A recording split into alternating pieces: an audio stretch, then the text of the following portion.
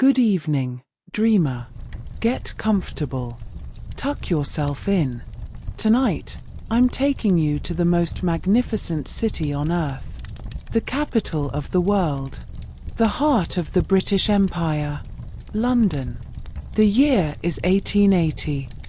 Imagine cobblestone streets glistening under gas lamps. Gentlemen in top hats bowing to ladies in corset dresses. A city of industry, progress, and elegance. It sounds like a romance novel, doesn't it? Wake up. That's the version for the tourists and the rich living in the West End. We aren't going there. You, my dear friend, are a nobody. You belong to the East End. And let me tell you, the reality here isn't pride and prejudice. It's just prejudice and filth. First, take a deep breath. Actually, don't. Do not breathe. You see that thick, yellowish-green fog swirling around your ankles? You think that's atmospheric? You think it adds mystery? That, my dear, is a pea souper. It's not water vapor. It is a toxic soup of coal smoke from a million chimneys, mixed with chemical fumes from the factories, and trapped by the river damp. It tastes like rusted pennies in your mouth, doesn't it? It stings your eyes. It coats your lungs with black soot. In modern London, fog delays flights. In 1880, this fog kills. People walk into the Thames and drown because they can't see their own feet. Thieves, or blackguards as we call them, will strangle you in the mist, strip you of your coat, and vanish before you even hit the ground. So, welcome to London. The only city where breathing is a high-risk activity. And we haven't even looked down at the street yet. You're standing in mud, you think? Oh, you sweet, innocent soul. That isn't mud. London has 300,000 horses working daily. Do the math. That mud you are sinking into is tons upon tons of horse manure, mixed with urine and rain, churned into a paste that coats the entire city. The ladies' long dresses, the hems are soaked in it. Your boots, ruined. This is the smell of the empire. It smells like money to the industrialists, but to you, it just smells like shit. Let's get you off the street before you get run over by a carriage or mugged. You need a place to sleep. Since you are poor, and I mean painfully poor, you aren't renting a flat. You are renting a corner. Welcome to the Rookeries. Imagine a decaying, collapsing building meant for one family, now packed with 30. You walk in. The smell hits you harder than the horse manure outside. It's the smell of unwashed bodies, damp wool, boiling cabbage, and gin. You enter your room. It's dark. There is a window tax, yes. They tax sunlight, so the landlord bricked up the window years ago. It's pitch black, damp, and the walls are practically sweating. You aren't alone. In this single room, there's an entire family in one corner, an old man coughing up blood, that's consumption, or tuberculosis, very trendy these days, in another, and, is that a pig? Yes. Someone is keeping a pig in the corner. It's an asset, after all. But wait, you can't even afford this luxury. You only have a few pennies. So, your bed for tonight isn't a mattress. You have two options. Option 1, the twopenny hang. You pay 2 pennies to sit on a long bench with a rope stretched in front of you. You lean over the rope, let your arms dangle, and try to sleep hanging like wet laundry. In the morning, the landlord cuts the rope, and everyone wakes up by hitting the floor. Sleep tight takes on a whole new meaning, doesn't it? Option 2, the penny sit-up. No rope. You just sit on a bench inside a heated room. You aren't allowed to lie down. If you do, a guard pokes you with a stick. You are literally paying to sit and suffer. So, tell me again how uncomfortable your modern orthopedic mattress is. I'm listening. You woke up on the floor, your neck hurts from the rope, and you are hungry. You need money. So, let's look at your career options in the glorious Victorian job market. Since you have no education and likely look like a walking corpse, you aren't going to be a clerk. I have the perfect job for you. You are going to be a tosher. It sounds fancy, doesn't it? Like a banker or a lawyer. A tosher is someone who breaks into the London sewers to hunt for treasure. Yes, the sewers.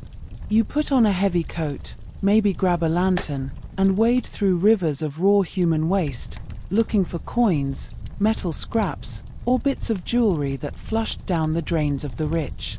But wait, it gets better. You aren't alone down there. The sewers are home to rats.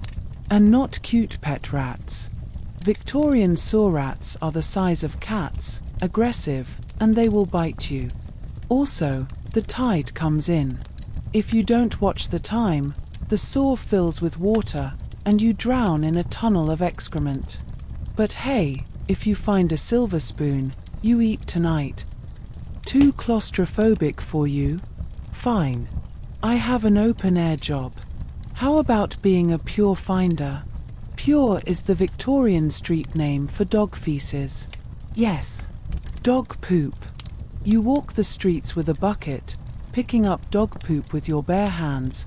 Gloves are expensive, darling. Why? Because the tanneries, the leather factories, pay good money for it. Dog feces has enzymes that purify leather and make it soft. That expensive leather bag the lady is carrying, it was cured in the bucket you are holding. It's a competitive market. You have to fight other poop collectors for the best piles. It's capitalism at its finest. Or, if you are a woman or a child, you can work in a matchstick factory. It's warm, it's dry, and the white phosphorus fumes will literally rot your jaw off. It's called phossy jaw. Your gums swell, your teeth fall out, and eventually, your jawbone glows in the dark before it disintegrates. But at least you have a job, right? Stop complaining. Congratulations. You sold a bucket of pure and found a coin in the sewer. You are rich. Now, let's eat. You are starving. You walk into a bakery. The bread looks white, fluffy, and delicious. Do not eat it. In Victorian London, white bread is a status symbol. But white flour is expensive. So, what does your friendly baker do? He mixes the flour with alum, aluminum sulfate, and chalk. Sometimes even crushed bones. Alum makes the bread look impossibly white and makes it retain water, so it weighs more. You are essentially paying for water and plaster. It causes chronic constipation and malnutrition, but hey, it looks pretty on Instagram. Oh wait, you don't have that yet. Thirsty? Let's have some milk. London cows are kept in filthy sheds, standing in their own filth, suffering from tuberculosis. Their milk is thin and bluish. So, the milkman adds water to dilute it, then adds chalk or plaster of Paris to make it white again, and finally, a bit of borax to stop it from going sour. We call this iron-tail milk, because the cow has an iron tail, meaning the water pump. Drink up, it's good for your bones, or it will calcify your kidneys. Maybe just a cup of tea. The British love tea. But real tea leaves are taxed and expensive. So, dealers take used tea leaves, dry them, and dye them with Prussian blue, which contains iron, or lead chromate. Or they just mix in sheep's dung for texture. You are literally poisoning yourself with lead every time you take a sip of Earl Grey. And meat. If it smells rotten, the butcher rubs it with fat to make it shiny. Sausages. We don't ask what's in the sausages.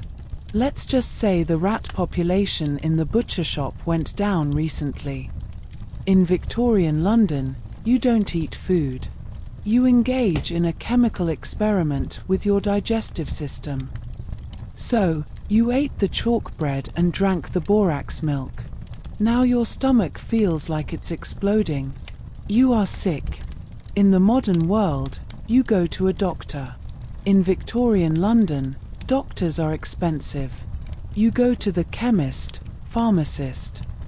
And oh, do they have wonders for you? Do you have a cough? Take some heroin. Yes, Bayer sells it as a non-addictive cough suppressant.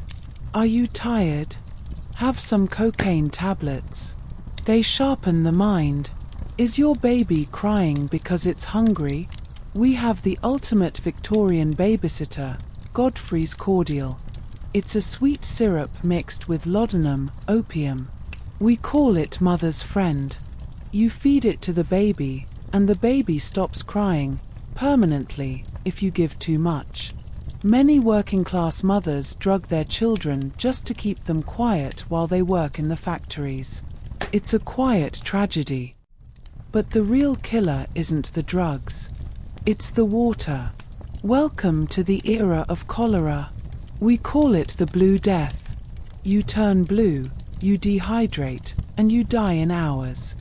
4 years, the geniuses at the Royal Society thought disease was caused by miasma, bad smells. So, they flushed the sores into the Thames River to get rid of the smell. Brilliant move. Because the Thames is where we get our drinking water, they literally pumped the disease into your cup. And surgery. If you break a leg, pray for death. Anesthesia is new and scary. Most surgeons pride themselves on speed. They cut off a leg in 30 seconds. The problem is, they don't wash their hands. They wear aprons stiff with dried blood from previous patients as a badge of honor. You survive the amputation, but you die of gangrene a week later. Hospitals are not places of healing, they are departure lounges for the afterlife. It is getting late. The fog, the pea souper, has descended again. You are walking home through the labyrinth of Whitechapel. The gas lamps are flickering. Shadows seem to move on their own. You hear footsteps behind you. You stop. They stop. You are right to be afraid. Because he is out there. The newspapers call him Leather Apron, or the Whitechapel murderer. But soon, the world will know him by the name he signed in a letter written in red ink, Jack the Ripper. It is the autumn of terror, 1888. If you are a woman in the East End, specifically a woman forced to sell herself for a bed or a glass of gin, you are prey. Jack doesn't just kill. He butchers. He performs surgery in the dark alleys, taking trophies, vanishing before the police whistle blows. And the police? Oh, the famous Scotland Yard. They are clueless. They are chasing Jews, butchers, and doctors, guided by superstition and panic. They even use bloodhounds, dogs, who just get confused by the smell of the millions of other people in London. The press is having a field day. It's the first media serial killer. They sell millions of newspapers describing the gore in detail. For you, the pleb, it's not a story. It's a reality. Every shadow could be him. That man in the top hat offering you a coin? Is it him? That doctor with the black bag? Is it him?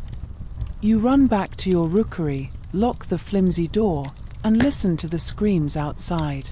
In Victorian London, monsters aren't under the bed. They walk the streets in gentlemen's clothes. We started this little nightmare in the fog and the filth, didn't we, darling? You endured the toxic streets, the rotting jobs, and the poison bread. But before we send you back to your sanitized future, you need to understand the true artistry of this era, the magnificent paradox.